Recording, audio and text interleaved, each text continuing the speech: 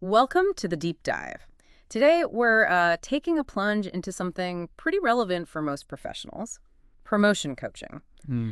And our source material for this deep dive, it's this really insightful booklet packed with self-coaching questions, exercises. Yeah. It's put together by Visual Progress Coaching, That's right. And it's designed really to be a practical guide. a shortcut, kind of. Exactly. A shortcut to clarity if you're looking to, you know, intentionally shape where your career is heading. Okay. The whole idea behind it from Visual Progress Coaching is basically to help you understand where you are now, get crystal clear on what you want next. Yeah. And then the big part, actually start building a plan to get there. It's less about theory, more about practical steps, new ideas for your own promotion journey. Okay, so let's unpack this. Before you can even, figure out where you're going, the booklet insists you need to know your starting point.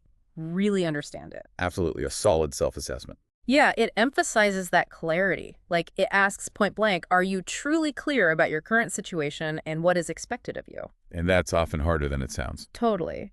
And then, this one's tough but key. How are you currently seen by your bosses?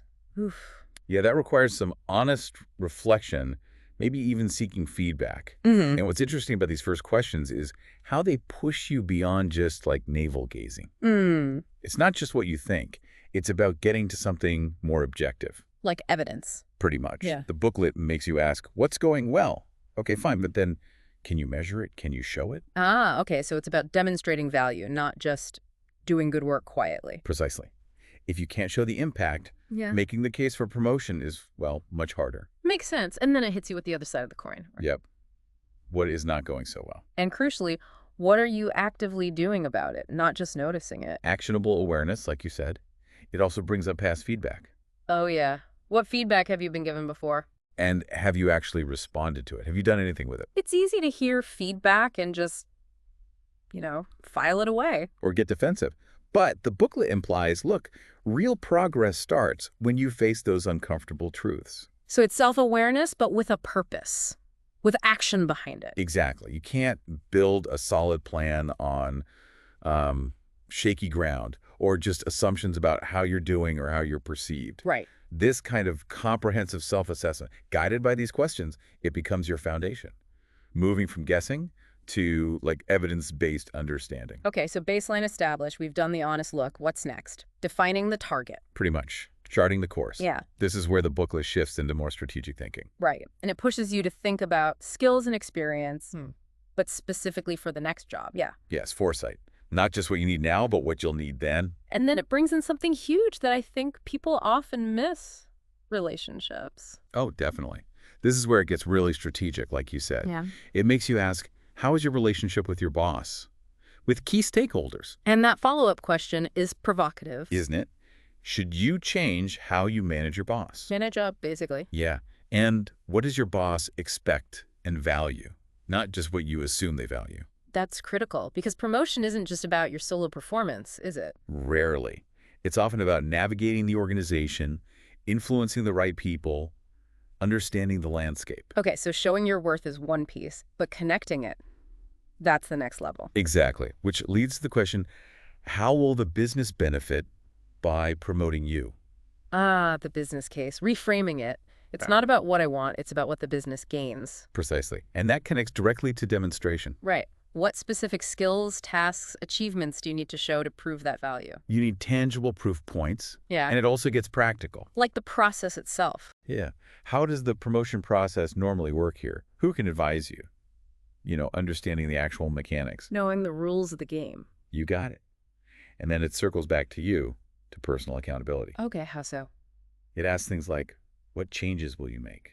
Simple, but deep. And the stakes. What are the benefits of changing? What are the risks if you don't? And then the real kicker, Let me guess. excuses. Bingo. What excuses are you making for not changing? That one can sting. Yeah, it's a direct challenge to just staying comfortable. Mm-hmm. And this all leads to a point about impact. Can you actually increase your impact? How? Does it mean just working more? Maybe, but not necessarily. The material asks, does it mean working differently? Doing current tasks differently? Taking on new things? Or maybe changing how people see you. That's a big one. Do you need to change the perception others have of you? It's not just about competence, it's about perceived readiness. being seen as ready for that next level. Exactly. It's all about being intentional. And the section wraps up by asking, essentially, how you'll prep for big moments. How will you prepare for critical events coming up? Being proactive. Right. Opportunities don't always just land in your lap. You need to be ready, sometimes even create them. So the overall theme here is, it's not just about hard work. No. It's about smart work, strategic work, being aware of your whole environment, the people, the process, the perceptions. Okay. So connecting this broader picture, this part really moves from just looking inward to looking outward and engaging, right? Perfectly put. It highlights that getting promoted is this interplay. Your development, your relationships, and how well you show your value in your company's context. Being visible, valuable. And strategically positioned, yeah. Okay. Map identified, destination clear. But how do we actually, start the journey, the practical steps? Ah, yes. This is where visual progress coaching gives you some concrete tools, these practical exercises. Let's talk about those. The first one mentioned is leaders that you admire and inspire you.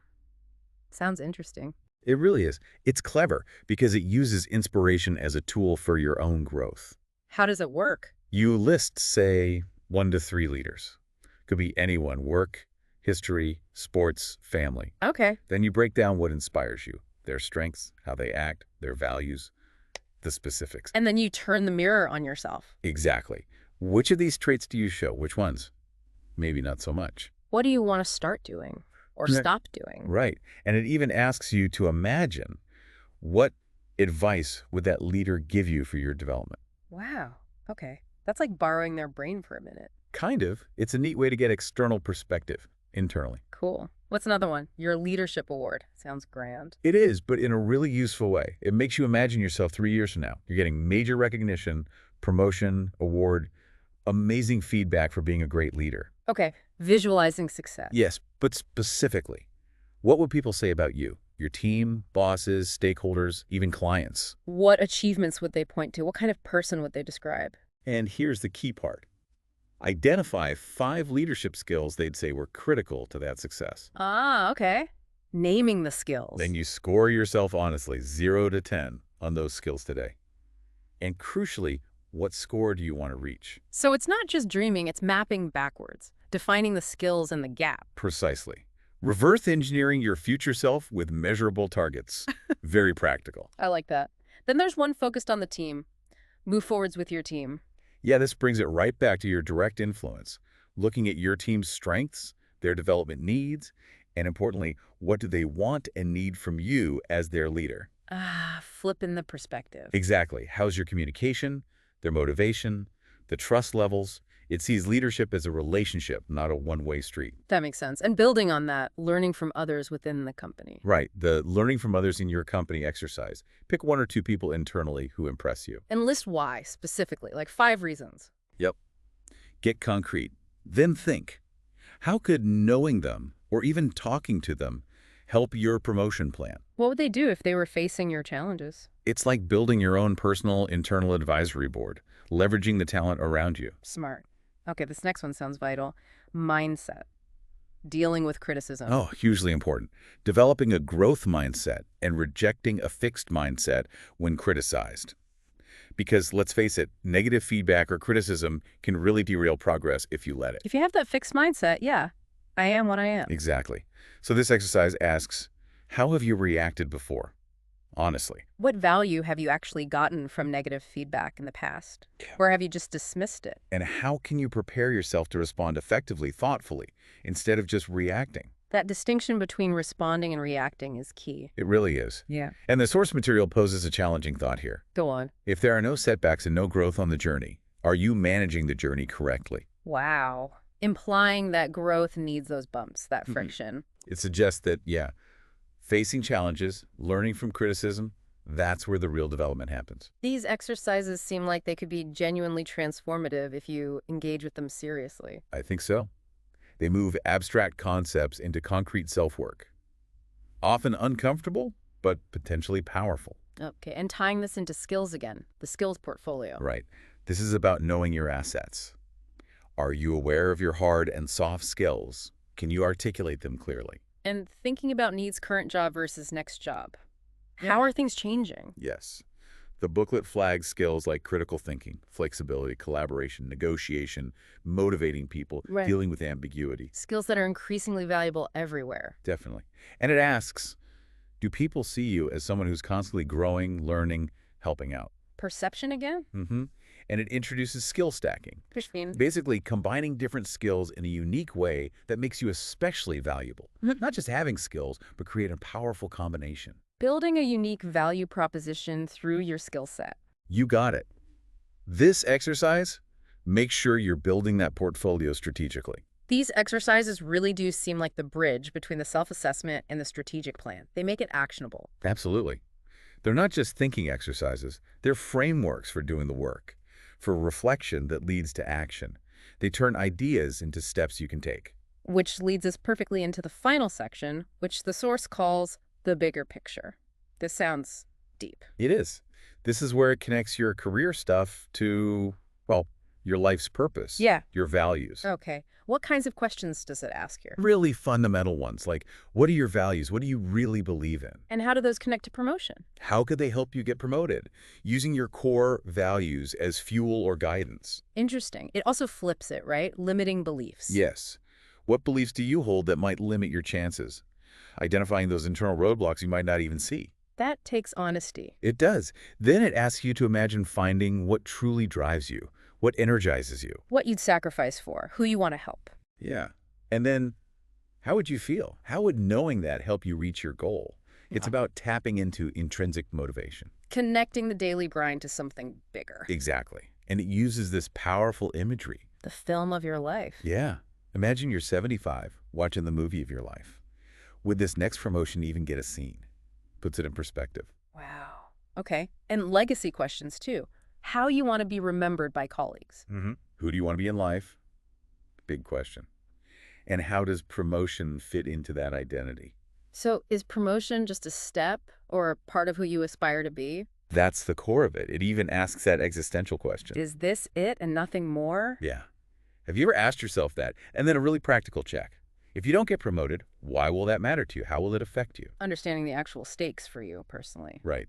These final questions push you way beyond just climbing the ladder. They ask if the ladder is leaning against the right wall for you. Does it align with your core self, your values, the impact you want to make? Defining success on your own terms. Okay, so let's just recap this whirlwind tour. We've gone through this really detailed self-coaching material from visual progress coaching.